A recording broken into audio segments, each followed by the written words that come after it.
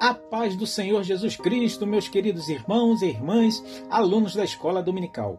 No próximo domingo, dia 14 de abril, estudaremos nossa segunda lição da EBD, cujo título é A Escolha entre a Porta Estreita e a Porta Larga.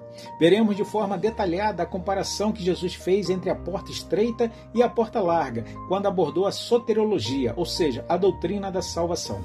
Para iniciarmos nosso bate-papo, me responda, para você, qual o significado quando Jesus fala sobre porta estreita e caminho apertado? Por qual motivo devemos escolher a porta estreita? De que maneira o pecador pode entrar pela porta que o leva para o céu? Ao respondermos a essas perguntas, ficará guardado em nosso coração a essência de que a vida cristã baseia-se no arrependimento, na confissão de pecados e na experiência do perdão. Segundo o dicionário bíblico Baker, as portas desempenhavam um papel crítico nas defesas de uma cidade no mundo antigo. Elas normalmente eram o ponto mais fraco nos muros de uma cidade e, portanto, muitas das vezes o ponto de ataque dos exércitos sitiantes. Para uma cidade ser forte não bastava muros maciços, tinha de ter portas fortes. As portas da cidade também eram o local dos tribunais judiciais, bem como o local onde os impostos eram recolhidos. Jeremias 38:7 indica que o rei realizou a corte em uma das portas de Jerusalém. Quando os profetas do Antigo Testamento atacam a injustiça, eles frequentemente se referem às portas da cidade como um lugar de justiça. Amós 5,15 diz: odiai ao mal e amai ao bem, e estabelecei na porta o juízo. Talvez o Senhor Deus dos exércitos tenha piedade do remanescente de José. Ainda sobre porta, o dicionário bíblico Wycliffe diz que essa é uma palavra mencionada muitas vezes na Bíblia Sagrada. Na versão King James, em inglês, é a tradução de 7 palavras hebraicas e uma grega. Os dois termos hebraicos frequentemente usados, delet, referindo-se à própria porta, e petá, uma porta de entrada. A palavra porta é utilizada tanto no sentido literal como de modo figurativo. O uso literal, por exemplo, Gênesis 19:6-9 diz: E então Ló a eles a porta, fechou a porta atrás de si. Eles, porém, disseram: sai daí. Disseram mais: como estrangeiro, este indivíduo veio aqui habitar, e quereria ser juiz em tudo? Agora te faremos mais mal do que a ti a eles. E arremessaram-se sobre o homem, sobre Ló, e aproximaram-se para arrombar a porta. 2 Reis 9:10. E os cães comerão a Jezabel no pedaço de campo de Israel. Não haverá quem enterre. Então abriu a porta e fugiu. As portas comuns eram feitas de madeira, mas às vezes eram feitas de espessos pedaços de pedra, tanto para casas como para tumbas. Cadeados de madeira, latão ou ferro eram usadas. Nas tendas, as portas eram aberturas cobertas por uma aba.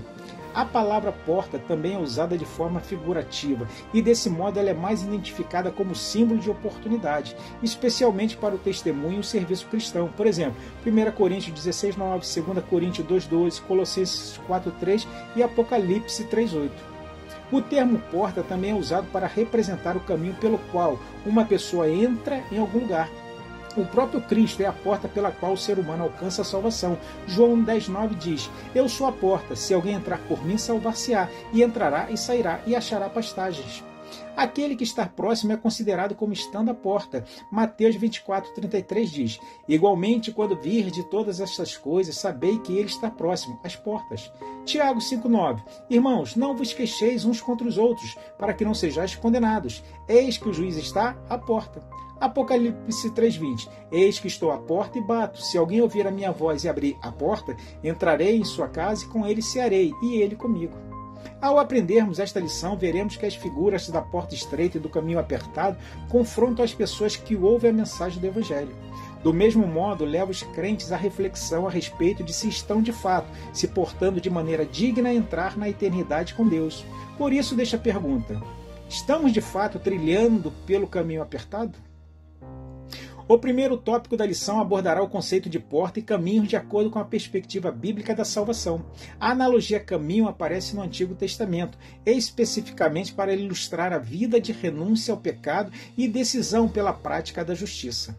No Novo Testamento, a figura da porta é aplicada de maneira mais direta pelo próprio Cristo, quando se compara a porta pela qual as ovelhas podem entrar, sair e encontrar pastagem, uma situação cotidiana bem comum nas regiões camponesas de Israel no tempo de Jesus.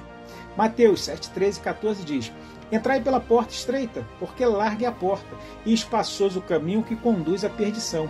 E muitos são os que entram por ela, e porque estreita é a porta e apertado o caminho que leva à vida, e poucos há que a encontrem. Fala sobre dois caminhos, o largo e o estreito. O caminho da morte e o da vida aparece no Antigo Testamento, na literatura intertestamental e nos escritos de Qumran e na literatura cristã primitiva. Na literatura de Qumran, os dois caminhos são expostos como o caminho da luz e o caminho das trevas. Jesus, de forma típica, apresenta as opções diante da audiência em paralelismo antitético, ou seja, uma porta para a vida e uma porta para a morte. A maioria das pessoas toma o caminho fácil, o qual é desastroso. A porta para a vida é difícil e restritiva. Os verdadeiros discípulos são minoria. Dado o contexto de Mateus, a dificuldade da porta estreita é o caminho da justiça, na qual Jesus há pouco instruiu as pessoas. Ao finalizarmos a lição de domingo, chegaremos ao entendimento de que a trajetória da vida cristã é marcada por ofertas de prazeres e deleites terrenos, que são renunciados pelos crentes à medida que vivem um relacionamento estreito com Deus. O cristão comprometido com o Evangelho mantém a obediência aos preceitos da Palavra de Deus, pois sabe que a devoção verdadeira requer disposição para viver um estilo de vida que expresse de fato a renúncia às obras da carne e o cultivo do fruto do Espírito. Assim, irmãos, esperamos que esta síntese de nossa próxima lição tenha motivado cada um de vocês a estarem conosco no próximo domingo, em uma escola dominical bem pertinho de sua casa, tá bom? Na próxima sexta-feira, mais um vídeo inédito abordando um tema teológico de grande interesse para a nossa salvação. Que Deus os abençoe em Cristo Jesus.